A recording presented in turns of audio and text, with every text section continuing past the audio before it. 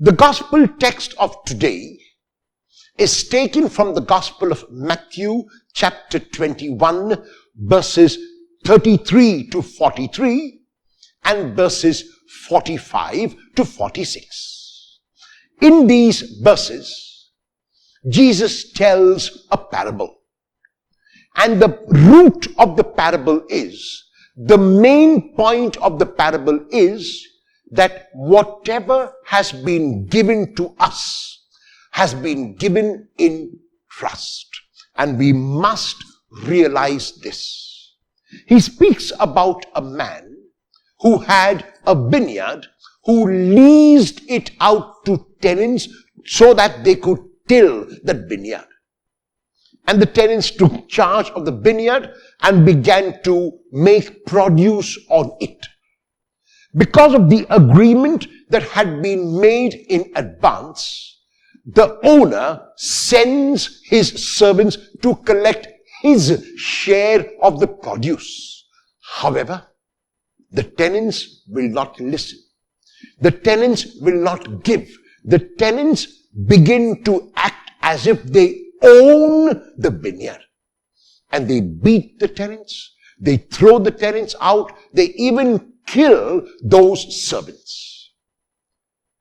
The owner is surprised because this agreement had been made in advance. So he sends more servants, thinking that the earlier servants had been misunderstood. The tenants deal in the same way with the servants. They do what they did to the earlier servants, and they even harsher now with these servants. The owner is even more surprised and really is at his wit's end about what to do. Now the owner has a son, and it is obvious that the son will be the heir of that vineyard. And so the owner sends his son. The moment the tenants see the son, they realize that now all that they want is theirs because this is the heir. And if the heir is killed, then there will be no one else but them who can take over the vineyard. And so they kill the son and throw him out of the vineyard.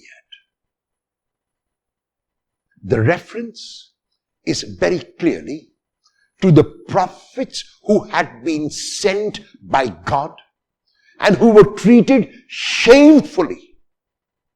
The reference is to the second group of prophets who were sent by God and treated in the same way as the former group, shamefully.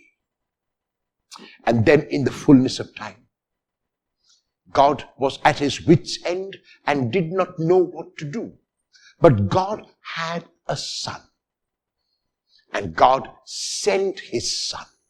Whether the former prophets, whether the latter prophets, whether the son who was sent, all came with the same message. And the message was that God wanted to reconcile all people to himself. God wanted us to realize that we were not owners but tenants. God wanted us to realize that our lives here on earth was a short life. 60, 70, 90, 95 years. That is all. For God, there is no time. But for us, these years given to us, no matter how many years they might be, must be lived as if we were tenants, must be lived entirely and fully, must be lived by tilling the land and giving God, which means giving others, their share of the produce.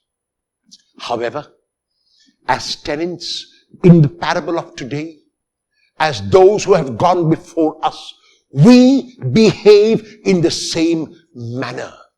And our response, unfortunately, on the three levels, that is, our response to each other, remains at the level of selfishness. We try to accumulate, we try to gather, we try to gain as much as we can for ourselves without often even a thought about another. Our needs are all that matter to us. And no matter how much we have, it sometimes is never enough, and we want to have and have and have more. Our relationship with nature, which has led to the destruction, so much so that everyone, everywhere is now talking about ecology, is now talking about the environment and how we can save our world. Why have we let it come to such a state?